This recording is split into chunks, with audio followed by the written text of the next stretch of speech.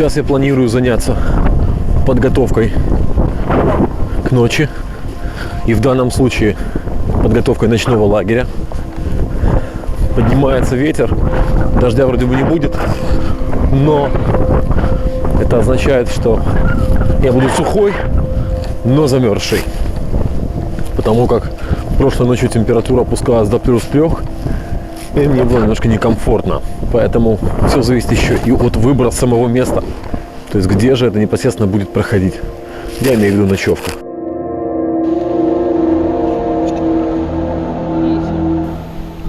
В таких местах даже одноглазая черная кошка вызывает положительные ощущения. Но у нее точно есть место, где она будет сегодня ночевать. А у меня пока его нету.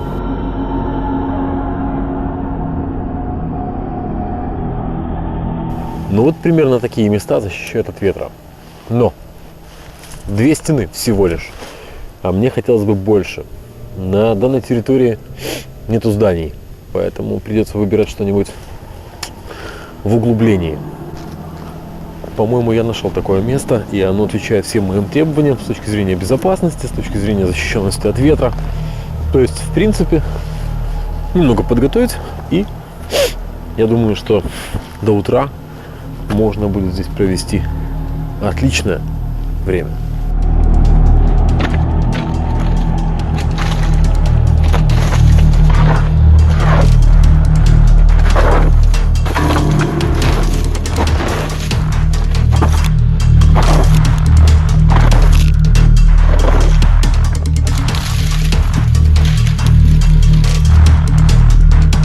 Ветки являются не только топливом для костра, но еще послужат мне для защиты периметра моего лагеря.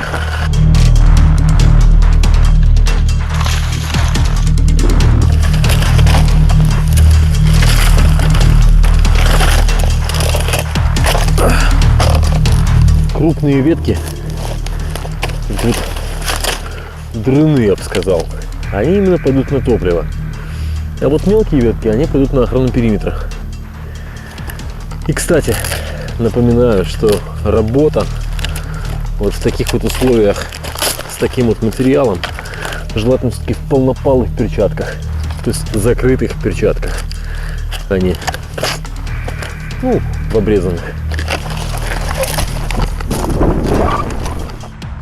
Так, ну все. Теперь можно смело и вещи переносить.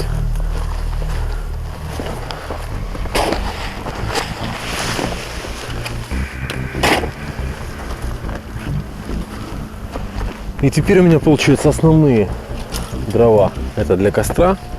А вот уже, как я и говорил, вот они, все ветки закрывают периметр. То есть обеспечивают определенную сигнализацию, как минимум, от посягательств на мою персону. Ну а само место защищает именно от ветра. Здесь ветра вообще нет. То есть очень хорошая такое вот нижняя часть бывшего строения. Поэтому ветер там на поверхности.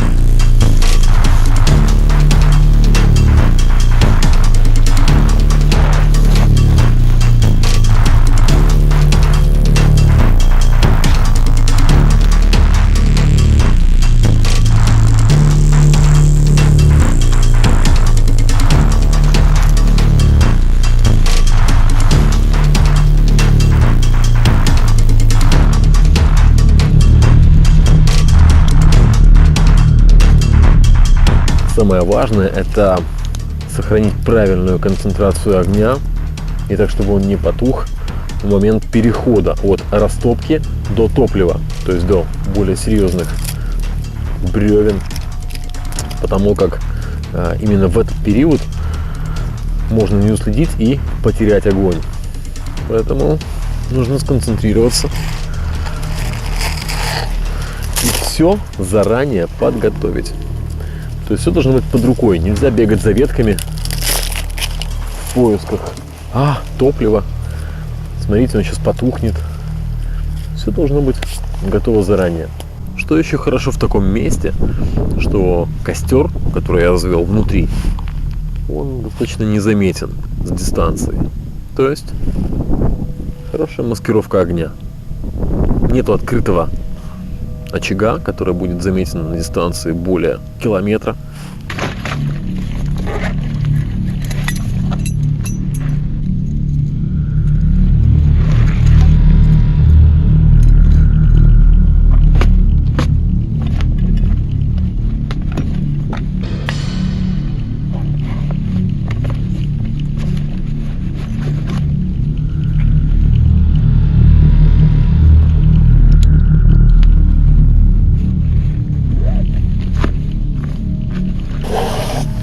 Кстати говоря, ребра жесткости в самом каркасе рюкзака хорошо, если они будут заменены с алюминиевых или дюралевых на титановые. Во-первых, они не плавятся, не так гнутся, ну и их можно погружать в жар.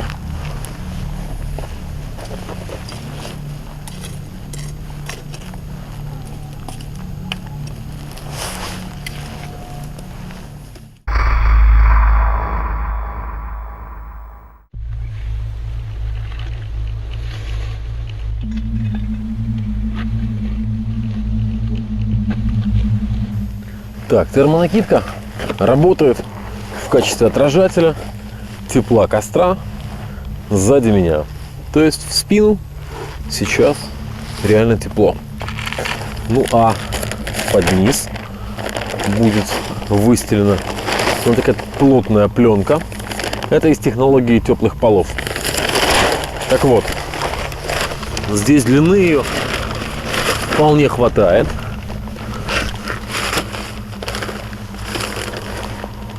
Чтобы разместить под нее в данном случае самонадувающийся каремат.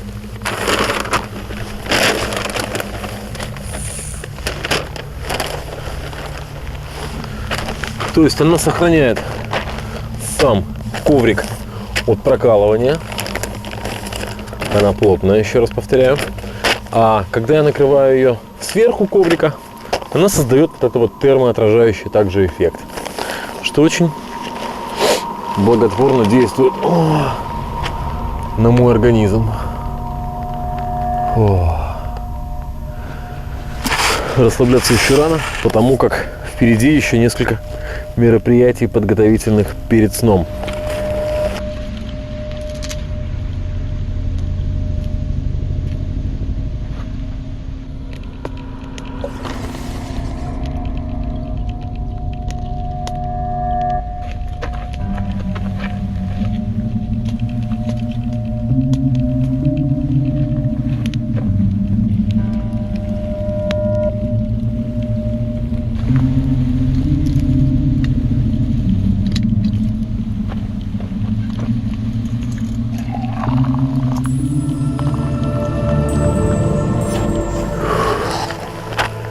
Немного про сам коврик.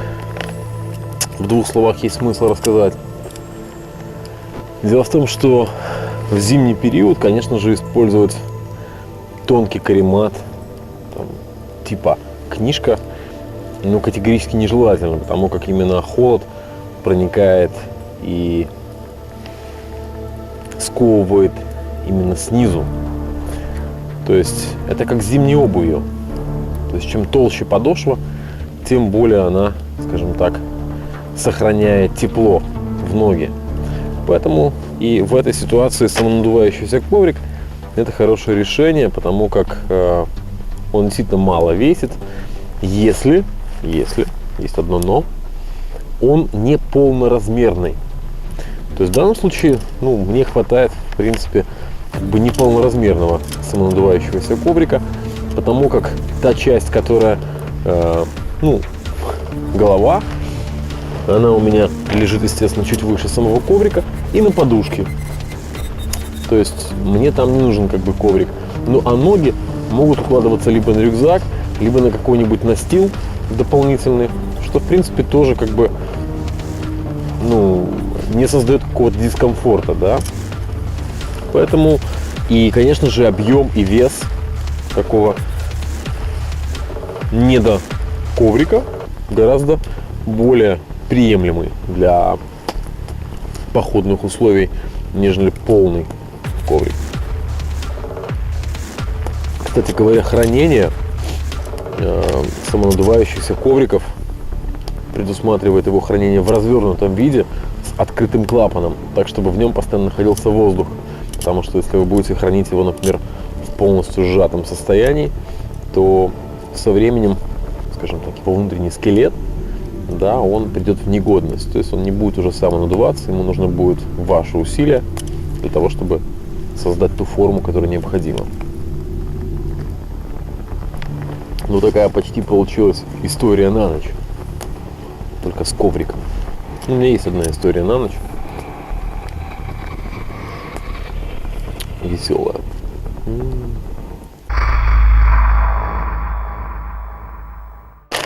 Так, ну теперь более детально подготовка ко сну. Значит, так как дождя не будет,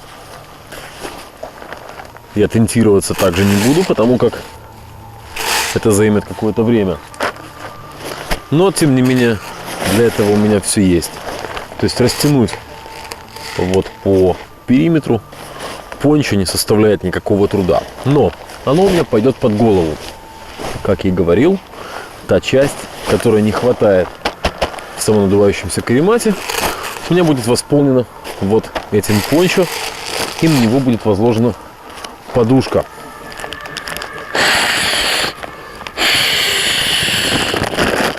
Подушка надувающаяся, которая вкладывается в баф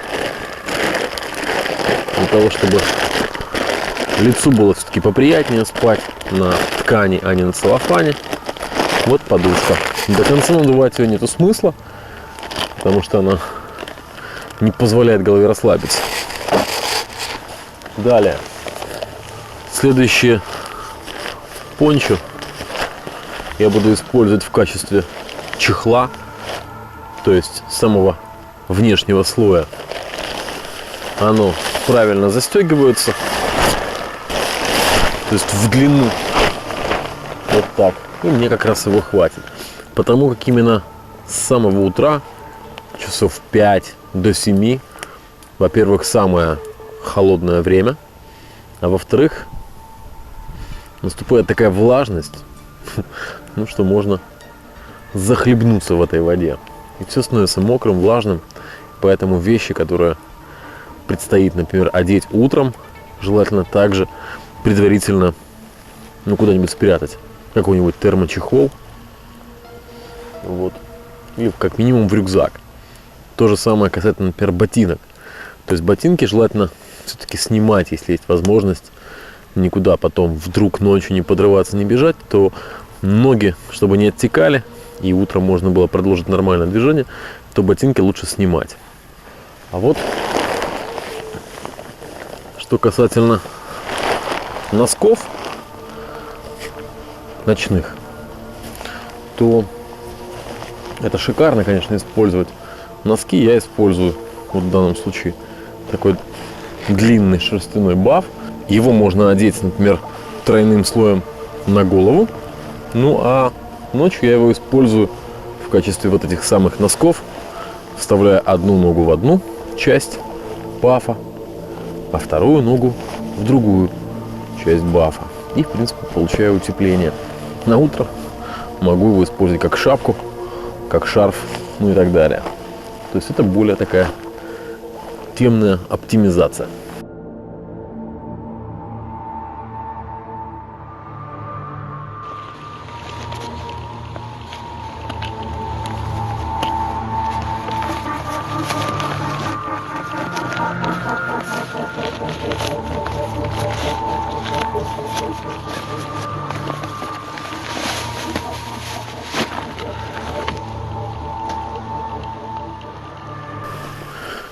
Термонакидку, конечно же, я буду использовать больше по назначению в качестве одного из слоев.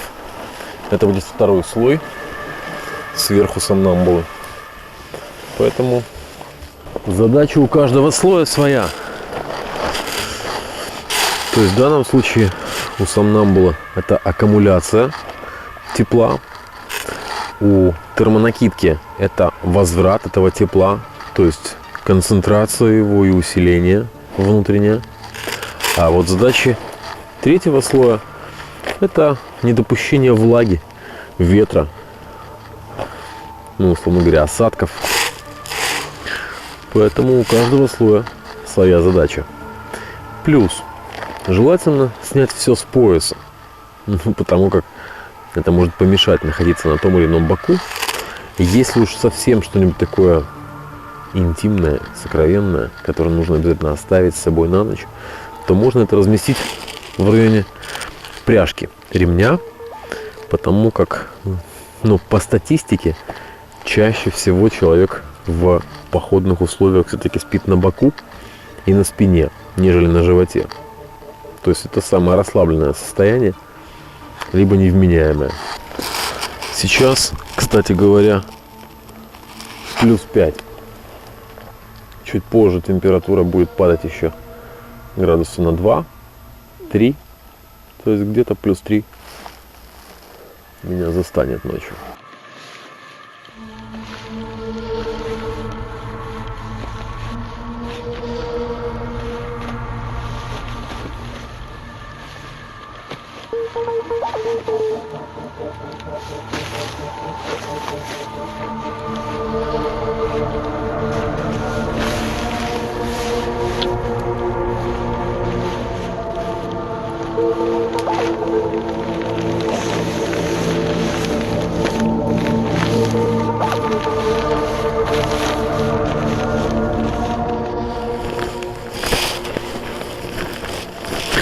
Ну вот последние соединения.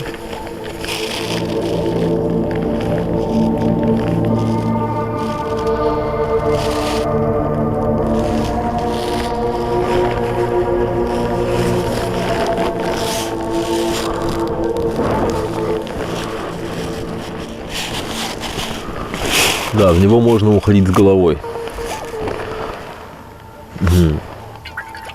Теплая фляга вовнутрь решает вопрос. Да. Единственное, что после того, как я скажу вам спокойной ночи, мне все равно придется встать и выключить свет.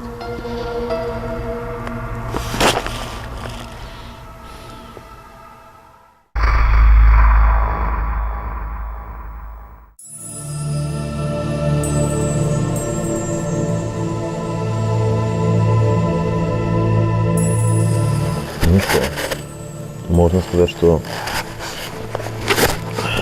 вот он звук. Можно сказать, что доброе утро. Не могу сказать, что вся ночь была спокойной, поэтому я ее и не пожелал спокойной ночи. Но тем не менее, я очень хорошо угадал с солнцем. То есть проснулся, и солнце прямо светило в глаза. Что хочу сказать. Температура ночью опустилась до -1, на почве был -1, 0, -1.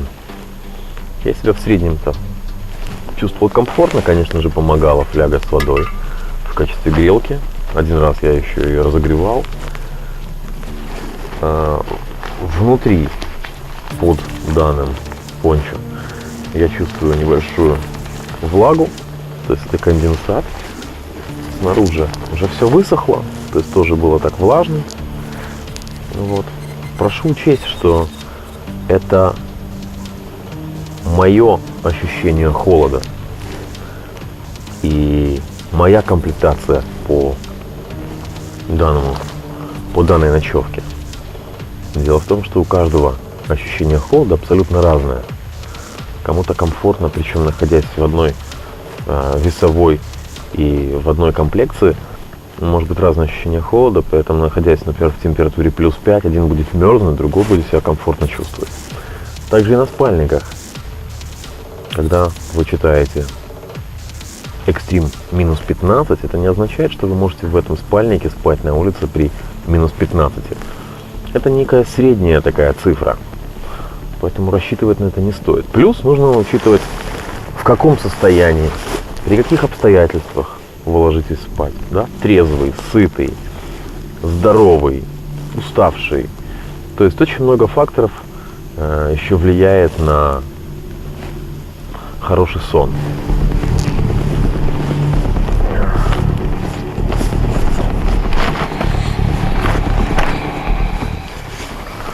Так, что мы там насканировали?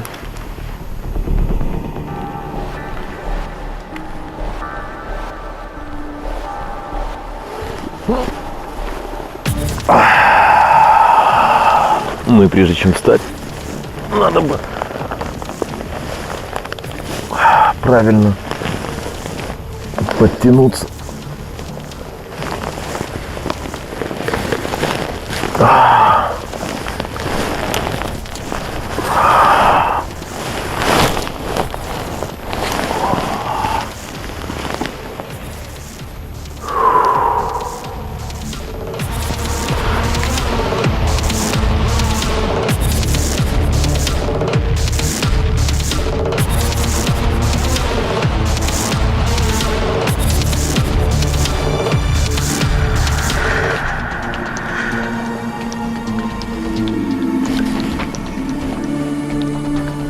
Да, естественно, наверное, волнует вопрос о том же, что у меня под низом. Имеется в виду под штанами и, допустим, вот под этой кофтой. У меня там не термобелье, а куртка и брюки из такой достаточно очень тонкой, но дышащей плащевки. Она, как ни странно, очень хорошо возвращает тоже тепло тела. Иногда я одеваю просто поверх. Поэтому все зависит от ситуации. Качественная зарядка с утра – это иногда просто преодоление несложной полосы препятствий.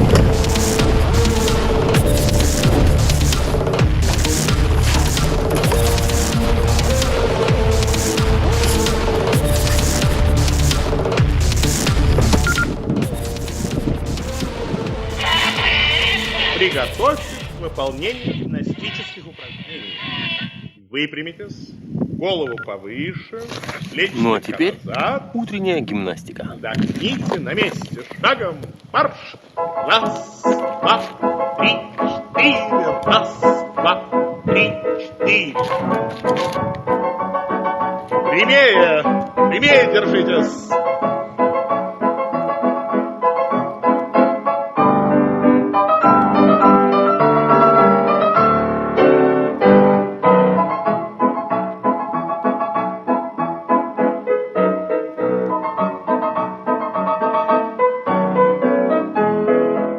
Раз, два. Разжимая пальцы, согните руки перед грудью, выдохните. 3, 4. Продолжаем.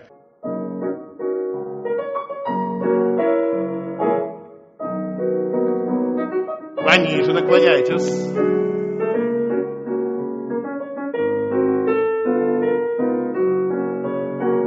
Раз, два, 3, 4. Раз, два, 3, 4.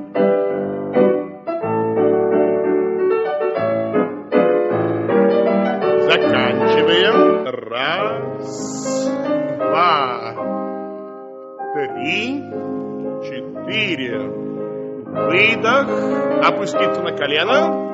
Вдох. В исходное положение вернуться. Раз, два, 3, 4.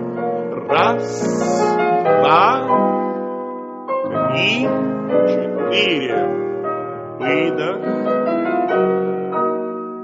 Вдох. Выдох. Вдох. Раз, два, 3, 4.